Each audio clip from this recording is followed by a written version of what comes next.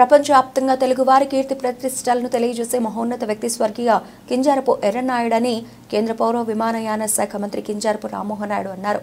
ఎర్రన్నాయుడు 68వ జయంతి ఉత్సవాలు శ్రీకాకుళం జిల్లా పార్టీ కార్యాలయంలో ఆదివారం నిర్వహించారు. ఈ సందర్భంగా ఆయన చిత్రపటానికి పూలమాలలు వేసి నివాళులర్పించారు. అనంతరం రామ్మోహన్ నాయుడు మాట్లాడుతూ తెలుగుదేశం పార్టీలో ఎన్నలేని సేవలు అందించారని, సీనియర్ తెలుగుదేశం పార్టీ నాయకునిగా అటు పార్టీకి ఇటు ప్రజలకి మరువలేని నాయకత్వం అందించగలిగారని, ఆయన ఆశయాలు మా అందరికీ మార్గదర్శకమని అన్నారు. తెలుగువాడు గొంతు ఐక్యరాజ్య సమితిలో వినిపించి తెలుగువారి గొప్పదనాన్ని ప్రపంచానికి తెలిపే విధంగా మహోన్నత నాయకుడిగా కీర్తింపబడ్డారని, అందువల్ల ఆయనను ఈ తెలుగు జాతి ఎన్నటికీ మరువలేదని తెలిపారు.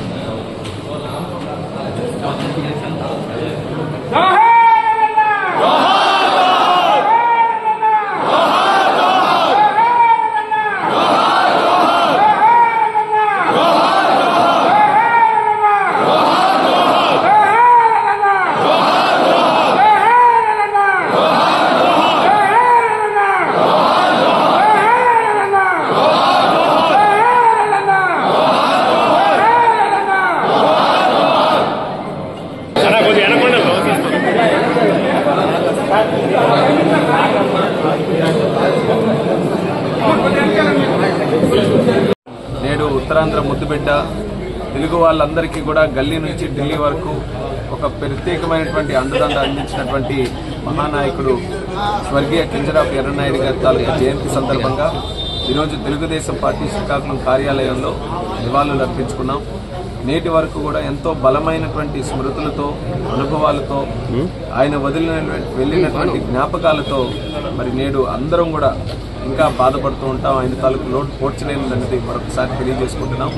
అయితే ఒక రకంగా ఆయన వారసుల్లా నేను కానీ, అలాగే బాబాయ్ అచ్చెన్నాయుడు గారు కానీ ఎర్రన్నాయుడు గారి తాలూకా ఆ లెగసీని కంటిన్యూ చేయడానికి ఒక నిర్ణయం తీసుకొని ఆయన చనిపోయిన తర్వాత రాజకీయాలు కొనసాగించడం జరిగింది. అప్పటి నుంచి ఇప్పటి వరకు ఎర్రన్నాయుడు గారిని దృష్టిలో పెట్టుకుని మేము రాజకీయం చేశాం. ఎర్రన్నాయుడు గారి తాలూకా పందాలోనే రాజకీయం చేశాం. ఆ గౌరవంతోనే ఈరోజు కేంద్ర మంత్రిగా నేనున్నా, రాష్ట్ర మంత్రిగా అచ్చెన్నాయుడు గారున్నా. దానికి ప్రధానమైనటువంటి కారణం ఎర్రన్నాయుడు గారని మళ్ళీ తెలియజేసుకుంటున్నాను. ఆయన మీద ఉన్నటువంటి గౌరవంతో, ఆయనతో ఉన్నటువంటి ఆ యొక్క అనుబంధంతోనే ప్రజలు నేటికి కూడా ఆ గౌరవాన్ని మాకు కూడా కొనసాగించి ఈరోజు రాజకీయాల్లో ప్రజలకి సేవ చేసే అవకాశం మాకు కూడా కల్పిస్తున్నారు. ఇందాకే చూసాం, చంద్రబాబు నాయుడు గారు కూడా మరొకసారి గుర్తు చేసుకోవడం జరిగింది. నా ఆత్మీయ నేస్తం, నా కుడిభుజం ఎర్రన్నాయుడు గారని. అంటే చంద్రబాబు నాయుడు గారు కూడా ఏ రకంగా ఒక బలం ఎర్రన్నాయుడు గారు ఉండేవారు అనేది నేటికి ఆయన ఎప్పుడు ఎన్నో సందర్భాల్లో కూడా జ్ఞాపకం చేసుకుంటూ ఉంటారు. మరి అటువంటి మహానుభావుడు ఈరోజు రాజకీయాల్లో లేనందుకు ఎంతో మంది బాధపడుతున్నారు. కేవలం శ్రీకాకుళం జిల్లానే కాదు, శ్రీకాకుళం జిల్లాతో నేరుగా పరిచయం ఉన్నా సరే రాష్ట్రంలో, దేశంలో ఈరోజు కేంద్ర మంత్రిగా ఉన్నాను. దేశ స్థాయిలో ఎంతో మంది పెద్ద పెద్ద నాయకులు కానీ, మరి దేశ నలుమూలల నుంచి ఎంతో మంది వ్యక్తులు కూడా నాకు కలుస్తూ ఉంటారు. వాళ్ళు కూడా ఎర్రన్నాయుడు గారితో ఎంత దగ్గర సంబంధాలు ఉన్నాయో ఇప్పటికీ కూడా వాళ్ళు జ్ఞాపకం చేసుకుంటే ఈరోజు ఒక రకంగా ఇంత చిన్న కుగ్రామంలో పుట్టినటువంటి ఒక ఎర్రన్నాయుడు గారు ఇంత స్థాయికి వెళ్ళారా అనేది మనకే ఆశ్చర్యం కలుగుతుంది. ఈరోజు అయితే ఎక్కడికైనా ప్రాంతాలకు తిరగాలంటే అద్భుతంగా రోడ్లు ఉన్నాయి, కార్లు ఉన్నాయి, వ్యవస్థలు ఉన్నాయి, అలాగే మనకి కమ్యూనికేషన్లో ఫోన్లు ఉన్నాయి. కానీ ఆనాటి నుంచి కూడా 83లో విశ్వవిఖ్యాత నట సార్వభౌములు స్వర్గీయ నందమూరి తారక రామారావు గారు యువకుల రాజకీయాల్లోకి రావాలని ఒక అవకాశం ఇచ్చినప్పుడు ఆ పిలుపుకి స్పందిస్తూ మరి ఎర్రన్నాయుడు గారు ఆ రోజు ఒక నిర్ణయం తీసుకొని రాజకీయాల్లోకి వచ్చారు. అప్పుడు ఎన్టీఆర్ రామారావు గారు ఇచ్చినటువంటి ఆ యొక్క అవకాశాన్ని సద్వినియోగం చేసుకొని ఎమ్మెల్యేగా, అలాగే రాష్ట్రంలో విప్గా, కేంద్రంలో ఎంపీగా, కేంద్ర మంత్రిగా ఏ అవకాశం వచ్చినా సరే ఆ అవకాశాలని ప్రజల కోసం మచ్చ లేకుండా రాజకీయాలు చేస్తూ వినియోగించారు. ఎన్నో బృహత్కరమైనటువంటి కార్యక్రమాలు ప్రజల కోసం చేయడంలో ఆయన సఫలమయ్యారు.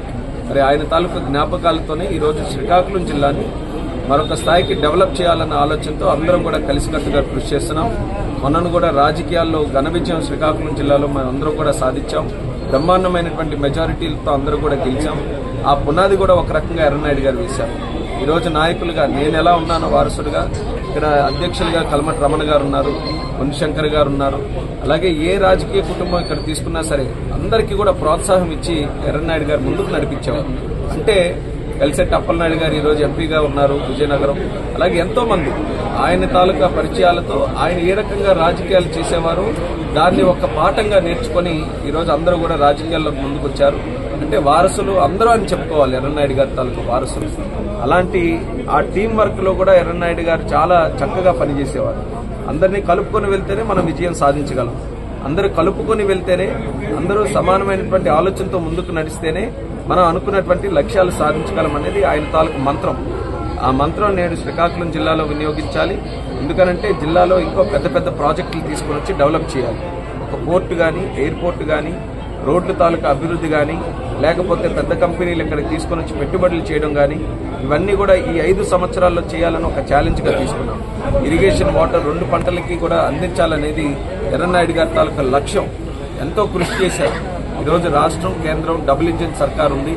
నిధులు తీసుకొని రావాలి, జిల్లాని అభివృద్ధి చేయాలి. అలాగే ఎర్రన్నాయుడు గారి తాలూకా రాజకీయం ఏదైతే ఉందో, ఆయన తాలూకా ప్రజాసేవ అయితే ఏదైతే ఉందో అది నిరంతరం కూడా మాకు కొనసాగుతూనే ఉంటుంది. ఆయన ఎల్లప్పుడూ కూడా మాకు స్ఫూర్తినిచ్చేవారు అవుతారని ఈ సందర్భంగా తెలియజేసుకుంటూ, మొన్న ఒక పార్లమెంట్లో ఒక సందర్భంలో మాట్లాడుతున్నప్పుడు మాజీ ప్రధానమంత్రి దేవేగౌడ గారు కూడా సభలో మాట్లాడుతూ ఎర్రన్నాయుడు గారి గురించి ప్రస్తావించడం జరిగింది. నేను ఆ రోజు ప్రధానమంత్రిగా ఉంటే నా క్యాబినెట్ లోనే రూరల్ డెవలప్మెంట్ మినిస్టర్ గా ఎర్రన్నాయుడు గారు ఉండేవారు.